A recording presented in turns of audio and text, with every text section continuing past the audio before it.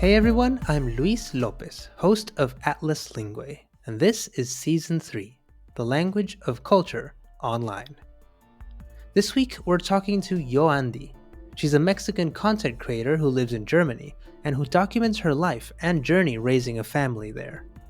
We had a great conversation about her initial experiences in Germany, some of her favorite German words, the fascinating ways in which her children pick up on cultural nuances, and the effort to keep and pass on her Mexican culture to the next generation. So, here's our conversation with YoAndy. Enjoy! Thank you very much, Andy, for being with us today for this interview. No, thank you. Thank you very much for the invitation. It's really nice to be here. Perfect. And just to introduce myself briefly, my name is Luis Lopez. I am the host of Atlas Lingue, a podcast by Studio Ochenta about the joys of language translation and communication, where we've talked about a whole lot of really fun and kind of nerdy topics like, well, all sorts of translation, like dubbing versus subbing, Yeah. translating song lyrics, translating book titles, and in the second season, we talked about more broader concepts like the language of death, of flirting, of games, of fashion. So Okay, interesting. we love talking about all things communication, translation, and multiculturalism. So for this third season, we're talking about the language of culture and of how we communicate and translate our cultural identities to everyone around the world. Hmm. So I just wanted to ask you to introduce yourself however you would like. Tell us a little bit more about you. Okay, well, as you said, my name is Andy. I'm a Mexican living here in Germany. And on my social media, I like to share what happens to me here in the country, but also what happens to me, for example, in my family, because mm I I have one daughter that is already 2.5 years old, and I have a baby right now. But it's been quite a journey and very interesting to see my daughter grow with this mixture, of two cultures, two completely different cultures. So, and also because of the languages, like to see how is she developing with these two languages. And me and my husband, um, we speak English. We speak in English. So yeah, it's also quite fun to see if she already understands English, or yeah, the whole process is quite an interesting thing. So in this process also a lot of things, very funny things have happened, so that I also share that on my social media. I see. So I guess we could say that you live in a trilingual household. Yeah, exactly.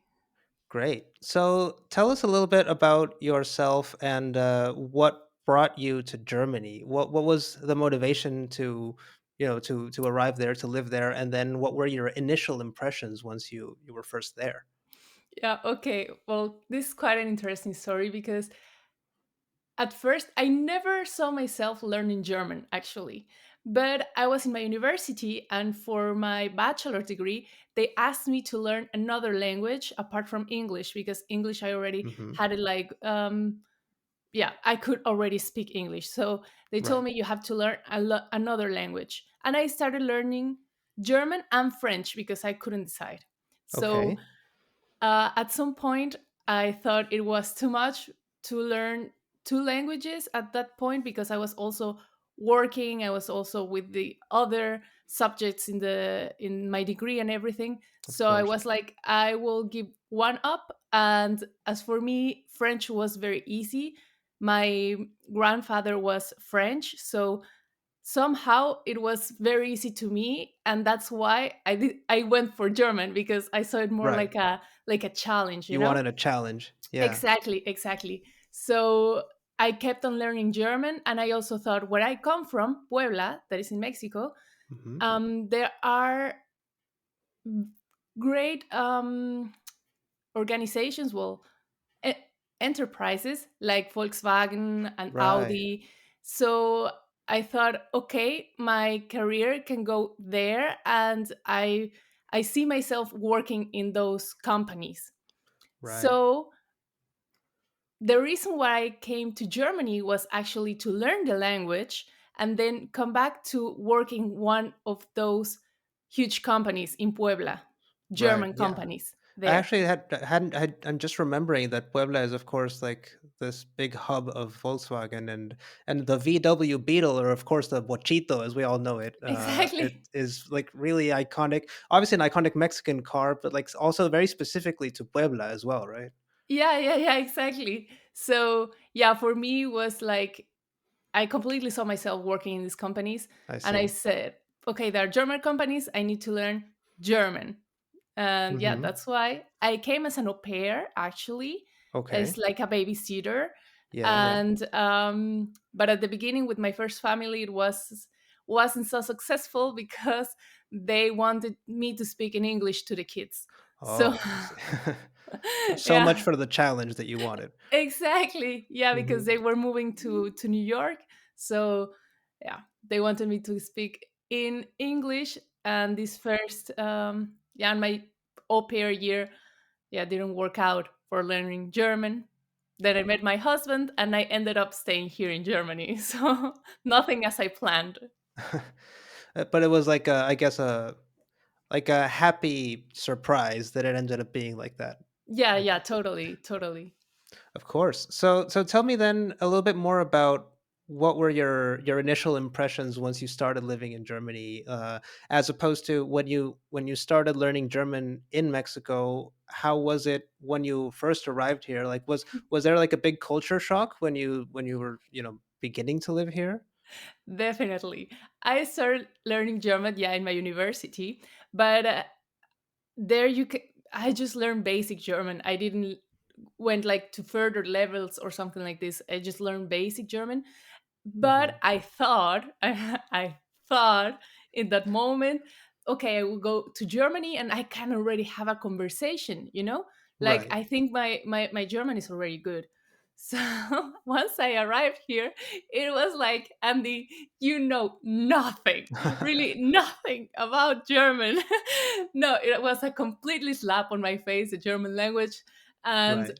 since the beginning, even the easiest stuff like going grocery shopping or something like this Hmm. was for me so hard because first the accent, and Yeah. yeah, they in the region where I live, they have like another, yeah, completely different accent, another words. They don't use high, like high German, Hochdeutsch. No, they Right. don't use that, so it's quite hard to understand. Like very And specifically regional words and stuff, right? Which makes it much exactly. harder for a beginner. Exactly. And yeah, once you're there already, like really trying in real life to speak the language, then yeah, you freeze sometimes, you know? Yeah. Yeah, I can relate to that. I remember that I did my student exchange in Sao Paulo in Brazil. So I remember I spoke like I learned 6 months of Portuguese before going there, and I was like, okay, I feel confident enough. And then I remember when once like literally the moment I arrived in the airport in Sao Paulo, I heard a flight attendant speaking to a pilot, and she was just speaking in this really rapid fire Portuguese, and I was understanding nothing, and I was terrified because I was like, what decision did I just make? Right. I just flew across the world and Yeah, I know nothing. I'm not ready for this. Fortunately, it was just like the impression. cultural, yeah, the cultural shock at the beginning. And eventually I felt much more comfortable speaking the language. But at the beginning, I was like, oh my God, no, I've made a terrible mistake, you know? Yeah, yeah, I can totally understand. It was like, I mean, same for me at the beginning.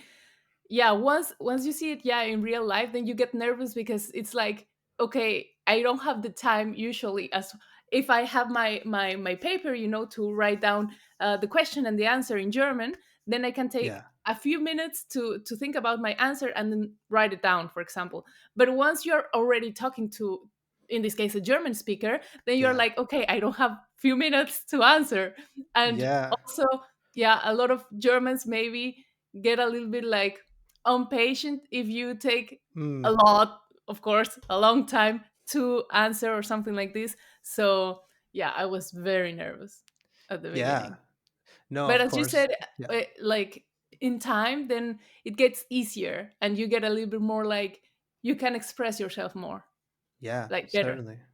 Yeah, and of course now you've been there for enough time to feel much more comfortable there and feeling at home, right? So now that you've been there for a while, uh, what is one thing that you particularly love about German culture? Maybe even something that like surprised you that you loved it that much once you got to know it a little more. I mean, one thing I like a lot about German culture is the structure because Hmm. as I come from Mexico, sometimes we don't have a lot of structure, you know?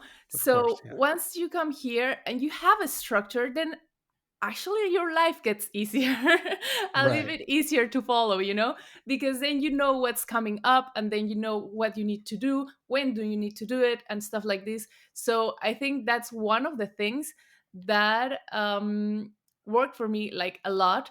By And structure, another do you mean thing, like sorry, but yeah, like a tighter schedule, like more defined, like hours when exactly. things begin and end and stuff? Exactly, Right. exactly. And Okay. that Okay. if you, for example, make an appointment with someone, or yeah, you go to coffee with your friends, for example, or something like this, Right. they respect the day and the time, which Right. most Mexicans do, you know, Hmm. but others don't. Yeah. And here I would say is like the 95% of people that respects like the time, because they think time is very valuable. And Right. so they respect your time and they expect as well that you respect their time. So I will Yeah. also turn quite um, punctual right now.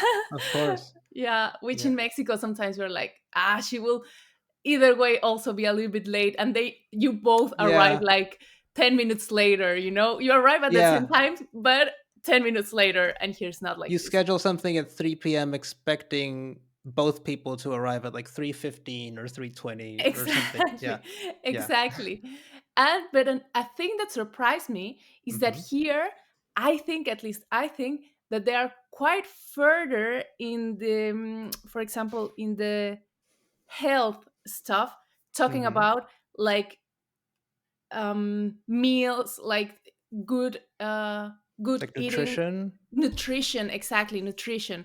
Yeah. So and also exercising and stuff like this. So you see a lot of Germans, our generation and stuff like this, that exercise a lot and regularly and eat very good.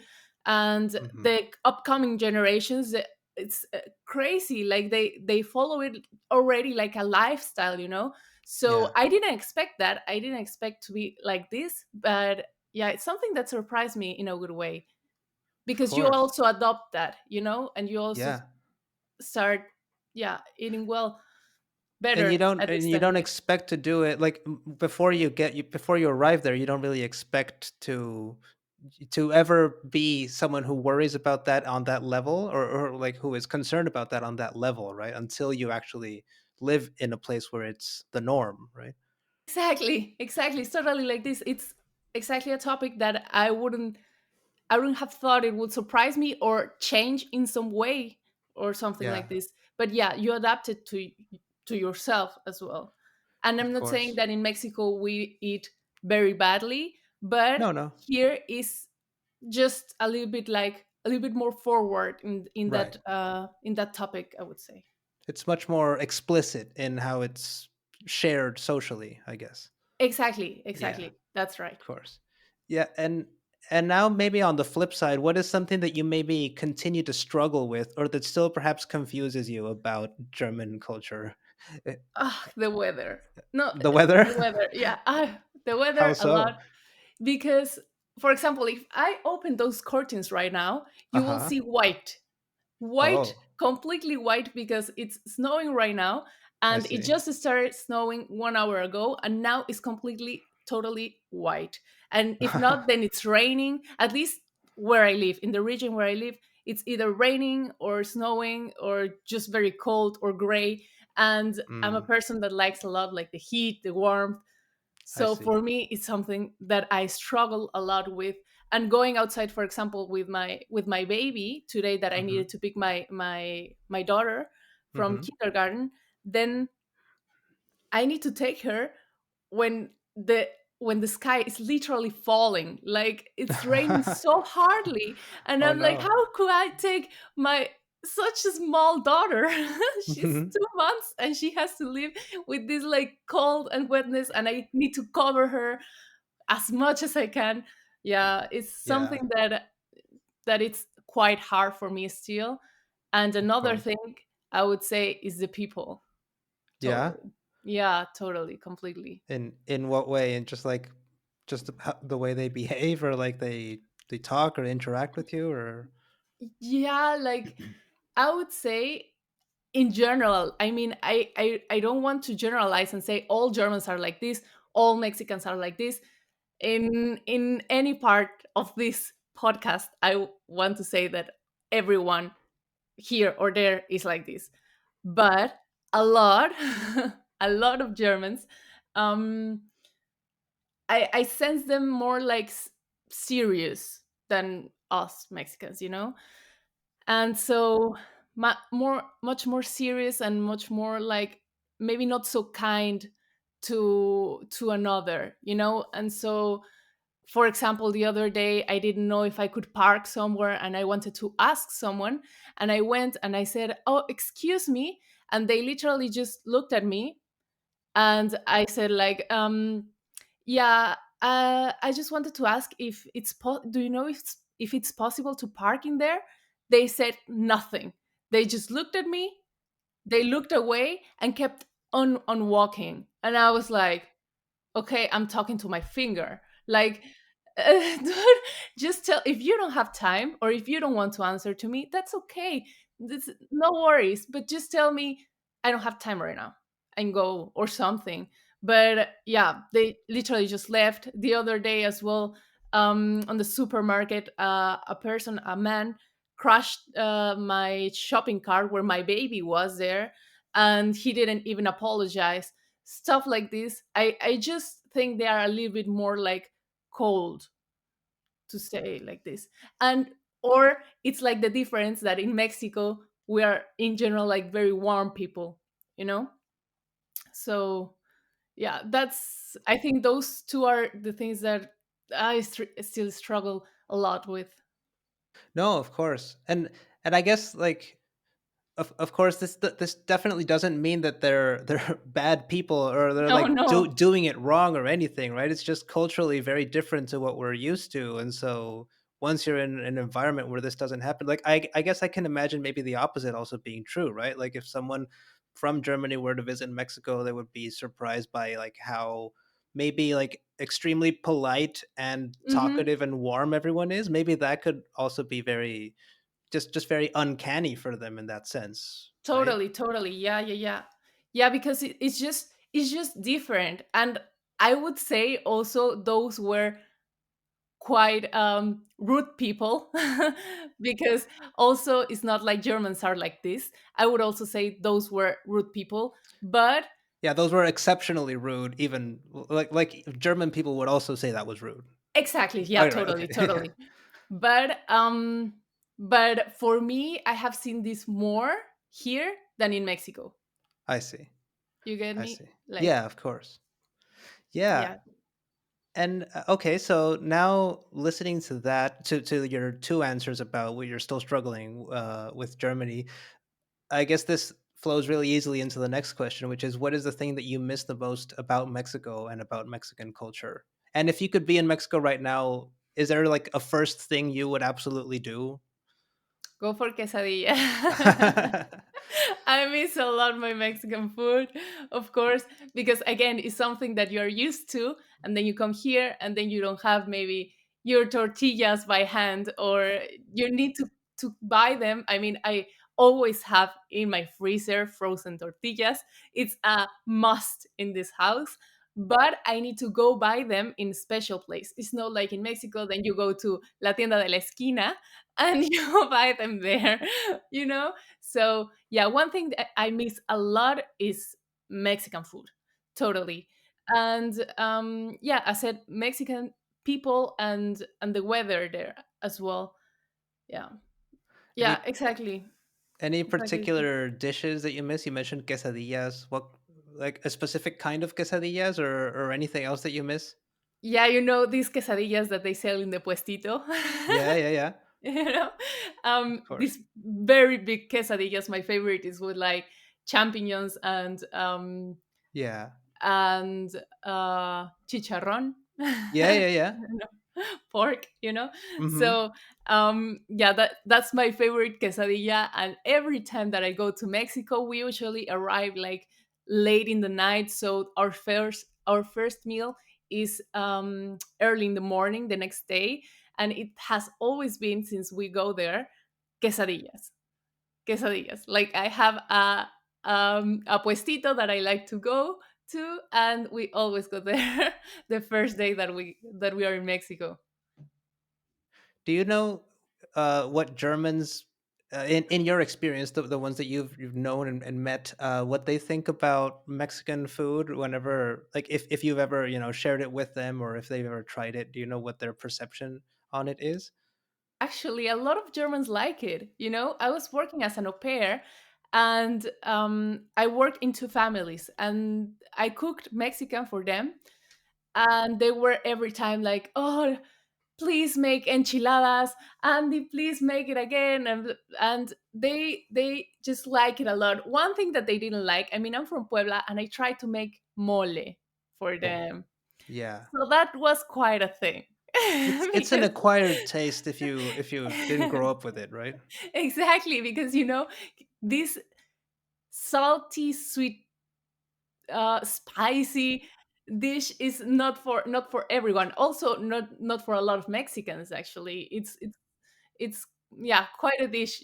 So yeah, didn't like that one so much. But other things that I made from Mexico, like chilaquiles, enchiladas, quesadillas, they liked it a lot, really a lot. So my husband as well, when he went to Mexico, he loved Mexican food, especially, yeah, as well, the quesadillas. He's literally fan of quesadillas. And do you ever like Germanize your Mexican food when you're cooking over there? Like, are there any like German twists or things that you include with your cooking there, or like how in what way do you like fuse the two cuisines in your everyday life, or when you're cooking? The thing is, you don't really want to Germanize it, but you have to, because Oh, it's the I see. ingredients that you find here. I see. Yeah. So most of the times, I mean, maybe you could also, maybe there's a chance of making like completely 100% Mexican, but yeah, sometimes you just try to adapt it, Hmm. to the flour you can buy in here close by, or to the Yeah. jalapenos, for example, that they sell Right. here, that they also taste different. So Ah, yeah, like even canned jalapenos or something like that, no, no, no, like, you sometimes or find like the fresh ones. fresh jalapenos, Right. yeah, sometimes in like Turkish Oh, of stores, course. or or sometimes also in the supermarket, like in the bigger supermarkets. Sometimes Hmm. there you find stuff like this, like jalapenos. Yeah. And me personally, when I see those kind of things, then I grab already a lot and take them, because you Of never course. know when you can find them again. And Yeah. but even if they are fresh jalapenos, they somehow taste different. Hmm. I don't know why, but they somehow just taste different. I see. So yeah, I feel like sometimes even you don't want to Germanize the dishes, but you need to, because it's what you find. Right. No, of course. So now that we talked about fusing cuisines, I wanted to also talk about fusing the language a little bit, because I know that in some of your Instagram and TikTok content, you talk about alemanol, right? And this yeah, mixture of the two languages. So just tell us a little bit more about your experience with that. Is there like I don't know, a particularly favorite word or phrase that you have heard, or that you even thought of yourself, that mixes German and Spanish? And what's your experience with all of this? Like, maybe not in a specific word, but for example, it's something that my girl usually does, because Hmm. sometimes now her strong language is German, of course, because at the Right. beginning, when she was just spending time with me, then it was Spanish. I So see. if my parents-in-law were going to ask her something, then she would answer mostly in Spanish or Hmm. something like this. Now it's the other way around. Now her I strong see. language is German, and sometimes she answers to me in Alemanol, you know. Right. So Yeah. she she um she wants to do something, and she's like, "Mami, kannst du bitte mir la tortilla geben?" Or something like Ah. this, you know. Like Yeah. she just makes it a little bit like German with Spanish, and I always try to say, "Baby, I speak Spanish. Can you please speak Spanish to me?" And then she's Hmm. really trying, like, she always gets it actually in Spanish, but I Uh-huh. need to tell her, you know, because for her it's more comfortable to speak in German. Right. So yeah, there's, I think in this household there's a lot of Alemanol going on. Yeah. Yeah, also with my husband, he's trying to learn Spanish, I and see. he's done it really great. He's always asking me, like, please speak Spanish to me so that I can learn, you know. And so yeah, Hmm. we try to speak as much Spanish as we can, so that he also learns, you know, and our daughters as well. Yeah. Now that you mentioned, because of course, like kids growing up in this case trilingual household, right? I mean, I guess it's always there's always a lot of surprises, right? I remember I used to have a teacher in my master's degree. She's American and she's married to a German man, and they have a Mhm. daughter. And then she said that often her daughter would say, "Mama, can I nimm das?" And she thought it was like the most adorable like mix of languages. uh Yeah. and yeah, so I was wondering, like, if you could, are there any other like fun or interesting examples of particularly of your child mixing the two languages? The thing is that, you know, when you get asked those type of questions in the moment, like, you get Right. completely blank slate. But yeah, my daughter definitely, I would say that 90% of times that she talks, she does this kind of mixing, you know. Right. So um the other day, it's very funny because, and I also made a story on my social media about this. Yeah. It was like highlight. um Here in our household, we don't kill insects, or we try not to kill insects. Okay. But the exception is like the mosquitoes, because Oh, I don't know what happens, but here in Germany they're literally like radioactive mosquitoes. wow. Like, you get a Okay. bite, at least for me, I was in Mexico, and a mosquito bite will just do like a tiny little, you know, like bump in my skin. But Yeah. here, if I get stung by a mosquito, then I get like a little tennis ball in my Oh no. skin. So it's horrible, it's really horrible. And Wow. yeah, so we do kill mosquitoes. And Yeah. there was one night that a mosquito was just there in our bedroom, Annoying stinging, everyone. like, yeah, everyone, like my husband, my daughter, and I woke up like with huge little baseball Stings. balls Yeah. Oh exactly no. in our skin. And so in the morning, we three were like pretty much looking for that mosquito so that it doesn't happen again, like the next night. And the Hmm. one that finds it is my daughter, Hmm. and she shouts to me, "Mommy, mosquito!" And then I come to her, and then she's like, "Pass Mia," or give Mia. I don't know Hmm. what she said at this point, but I think she said, "Give Mia la Hmm. chancla," you know, "Give Mia la chancla." So it Wow. was so funny. It was very funny, that thing. And yeah, because I usually kill the mosquitoes with my chancla. Yeah. And yeah, she got that as well. So give me a la chancla. I think that was my favorite. And obviously la chancla, I mean, it's not just the word itself, it's like the whole, it's the cultural aspect of la chancla Of la being chancla. this weapon Exactly. of choice. Right. Yeah, exactly. That, I think that's why it's like my highlight story, because it Yeah. was like, give me a la chancla, pásame la chancla.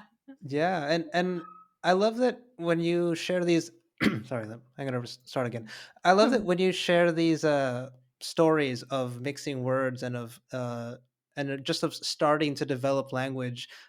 You obviously don't only learn or start to speak the language itself, but you also have like an element of culture and of learning the culture, right?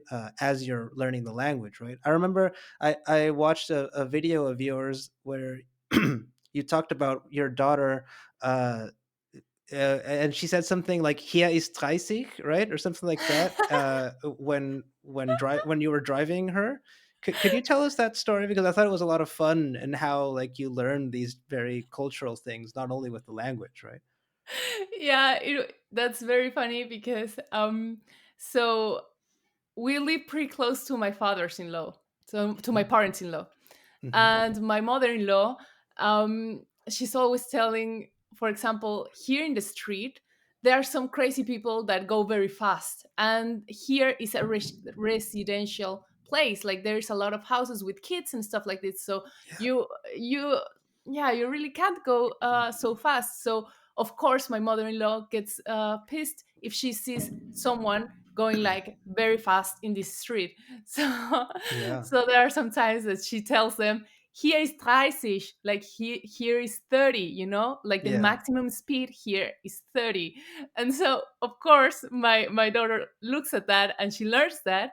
And so there are some times that I'm going with her to the car, and if she sees a car that's passing fast, she Uh, starts shouting, here is 30. Of course, like her wow. grandma. Yeah. Yeah. So But yeah, like it's only quite only to the fun. cars that are speeding or going faster, right? Not to the other ones.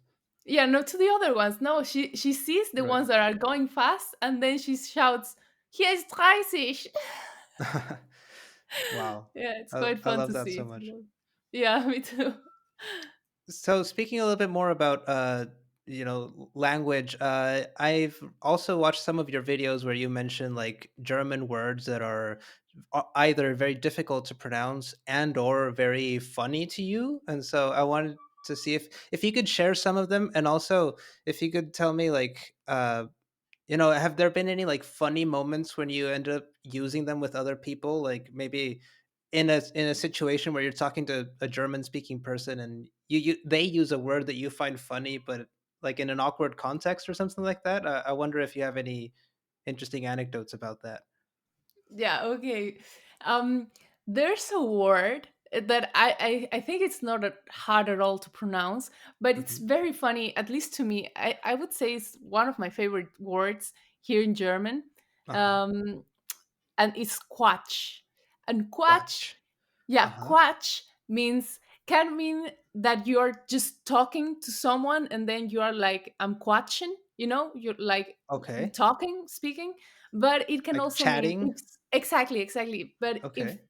if um if you say Quatsch machen, is that Hmm. someone is making like just travesuras, like Oh. Uh like huh. these kind of things.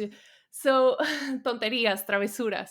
So for Yeah. Yeah. example, you use that a lot in kids, of course, because it's like, mas tu quatsch is like they are, I don't know, running around with the yogurt spoon, and then they are Right. spooning with yogurt all the house. I don't know, Like something like maybe this. making a mess or something. Exactly, making Yeah. also a little bit of a mess.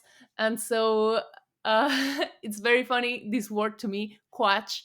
Also Yeah. when my daughter, she sometimes tries to use that on us, like on on, Oh. on my on my husband and me, and she's like, mama, magst du quatsch? And so for me it's just such a funny word. Also quatschkopf is Uh-huh. like the person that is making quatsch. Oh, Kopf, okay. yeah, Kopf is head, Head, and right. Kopf is yeah, the person that is making the quatsch. So Oh, these words are the head of pretty Quatch, I would say. exactly, exactly. um, Wow. yeah, there are some other words. Like one time, I heard like someone was telling me, you're doing that, you're schlimm bessan, something like this, Oh. schlimm bessan. And I Uh-huh. was like, schlimm is to make something like bad, something like Uh-huh. this, and bessan is to make something better. So I Oh. was like, I couldn't Huh. connect. I was like, how are you telling me that you're making something worse and better? And they Uh-huh. explained me, okay, so this word, it means when you when when you say something maybe that you really didn't meant to. Like, for example, Oh, if you would call, I don't know, very bad, a woman fat, and right. so you're like, oh man, I just did something very bad, and Uh-huh. so you try to make it better, and then you're like, no, but I didn't mean that because blah blah blah blah blah blah. And in this that you're trying Ah, to I make it see. better, then you're making it worse at the same time, Oh, and okay. you're like, just shut up, you already say. And the more Yeah, you talk, the worse you make it, so you're right. trying to make something better, you're actually making it worse. Oh, that's now that you mention it, I didn't know that word, and I love it. It's so efficient. Like and you're like, so it's schlimm. Schlimm yeah, Okay, so exactly. the act of like trying to make something better, but in fact making it worse. Yeah. Wow. Yeah, I just that's love like the efficiency of some of these words as well. yeah. The thing is also, I think Germans and the German culture is in general very efficient, so also their vocabulary. And it's quite interesting because they have a lot of words that are very specific words that we maybe would use in Spanish, a lot of words to describe that, but they have one certain word that says it all, So I also like that a lot actually about German language and German culture. They make everything very practical. There's another word that is called Vorfreude, and this word describes like your excitement about something that's gonna come. For example, if it's like um some days before Christmas and there's a kid that it's very excited and expecting like the gifts and everything, then that's Vorfreude. He's The kid is like getting excited for something that will come. Kind of uh, like anticipation, but more like explicitly positive, right? I exactly, guess. exactly. I see. So yeah, Wow. there are, yeah, many words that describe like very specific situations, and I like that a lot about German language. Yeah.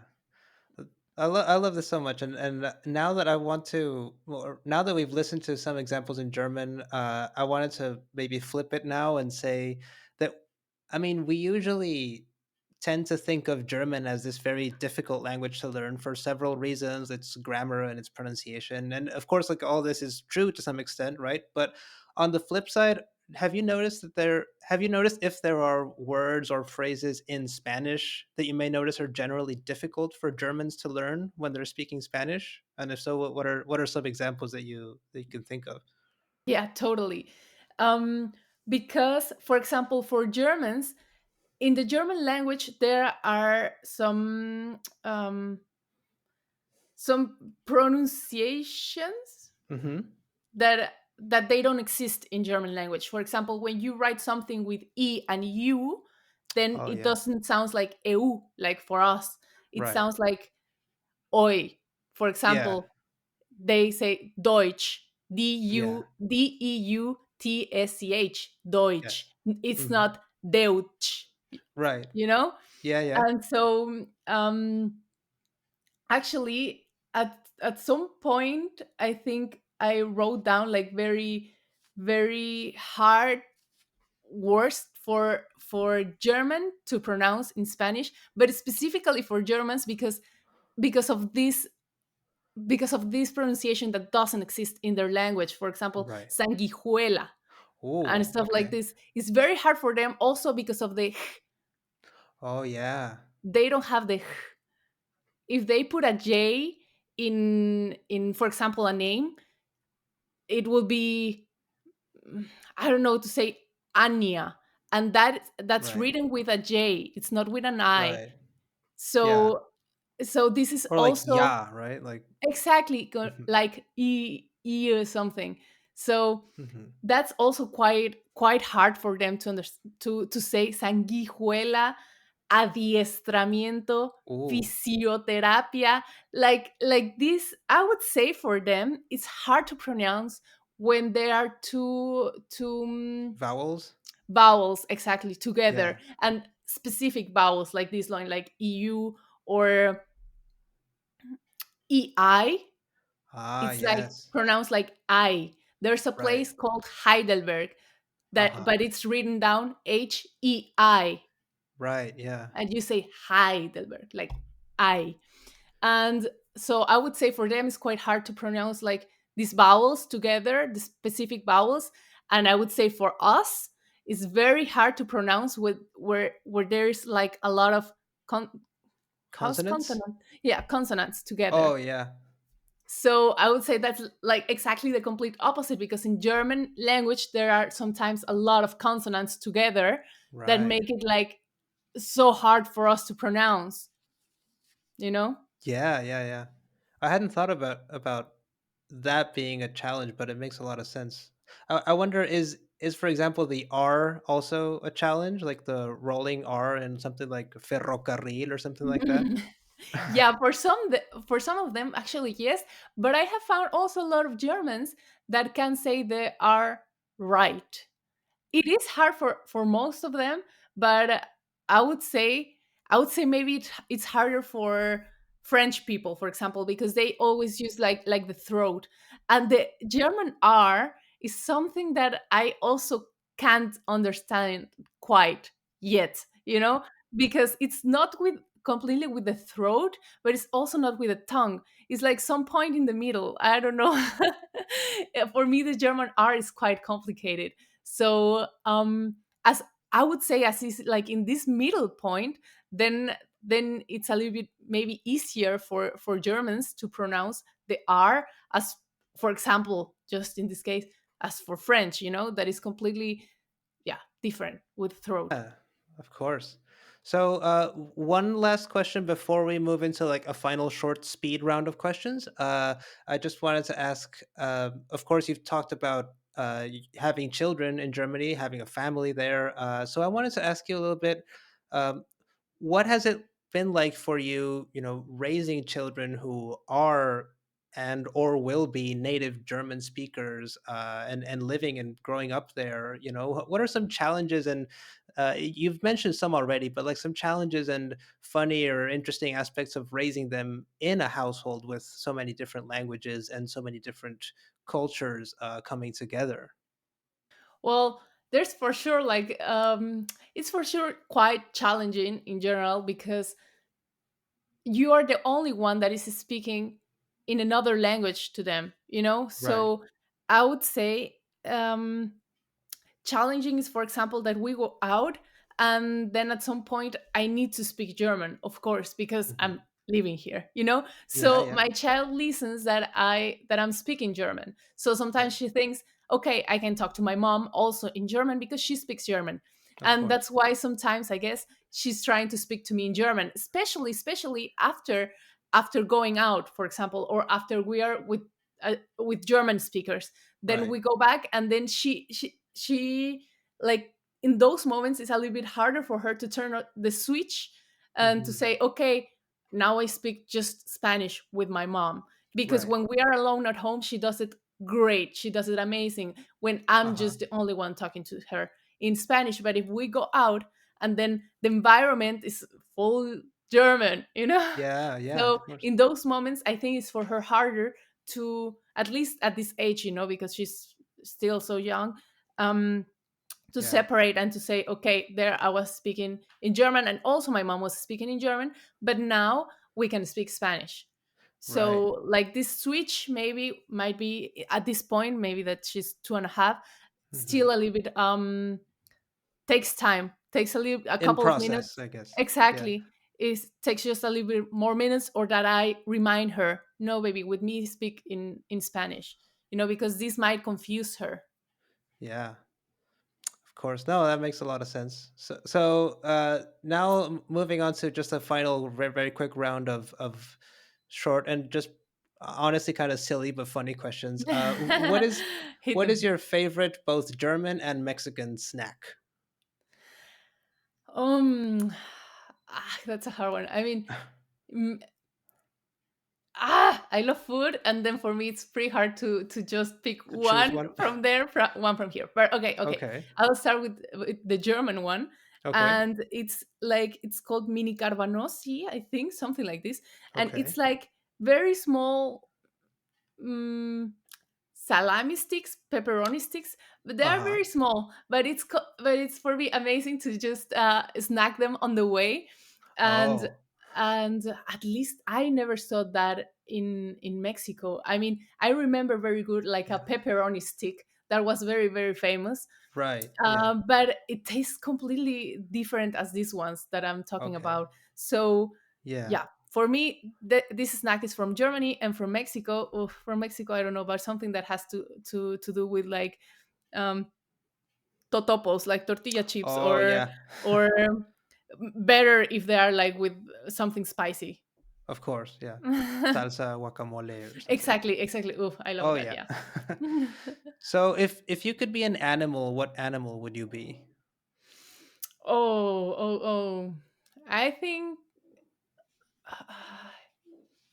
I'm gonna choose a Okay. bird, some kind Uh-huh. of bird, because then I can freely go to wherever I could go. Like if I was a bird and my family was a bird and we were birds living in Germany, it would Yeah. be so much easier to go to Mexico, Of because we course. can just fly there. So yeah, maybe bird. Love it. Yeah. Next one. If a song or a piece of music played every time you entered a room, you made an entrance, what would it be? Oh, um, what would it be? What would it be? I don't know, but for sure, and a lot of people will disagree and will be Okay. like, "Ah, Andrea, that's Uh-huh. not good music," but something with reggaeton. Oh, I mean, I I love it. like a lot. I like a lot reggaeton, and for me, it's like not what they say, because I agree that most of the reggaeton songs have not like a nice lyrics, but Uh-huh. the rhythm, it's for me like amazing. Like for me, I'm having a bad day and I put reggaeton, and the rhythm itself just like Yeah, motivates me again. So I don't know which one exactly, maybe, but a reggaeton song for definitely. sure. Of course. Yeah. Pumping you up all the time. Exactly. Yeah. So, just two more. First one is, what was your last Google search that you are comfortable sharing? Hi, If what you was my remember. my last Google search? Let me look it up very quickly. It was the phone of the Mexican consulate in Frankfurt. Oh.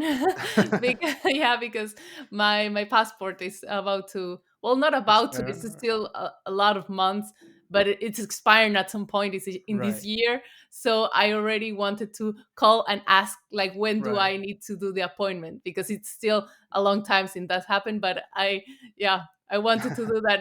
Structure, as I was saying Yeah. at the beginning, it's still a long, like almost not a year, but almost a year that is gonna expire, and I'm already calling to ask when do I need to do the appointment then, you know. Love it. Yeah. Okay, so just one last one. What superpower do you wish you always had? Teletransporting.